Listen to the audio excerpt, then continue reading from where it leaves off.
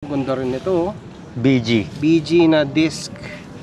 Grabe, ang ganda. Pogi. Tapos ito, radiator na pang sniper siguro to. 150. Sniper 150 yung curve. Ayan, ang gandang tignan, no? Para siyang big bike, no? Yan. Tapos, syempre, naka SP 500 na pinapowder coat din ni Boy Tampalay, ano? Kulay black. Tapos, syempre, ito, palamuti din.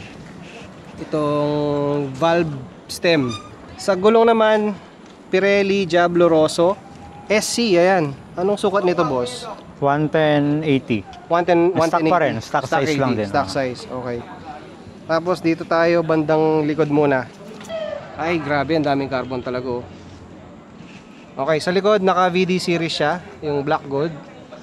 Tapos kay Moto X Racing, ito custom nila nito, no, boss? Itong Moto X stabilizer. Racing din yan. Okay. Siyempre sa likod din, Diablo Rosso SC SP 500 na item. Yung sukat nito, ano ba to?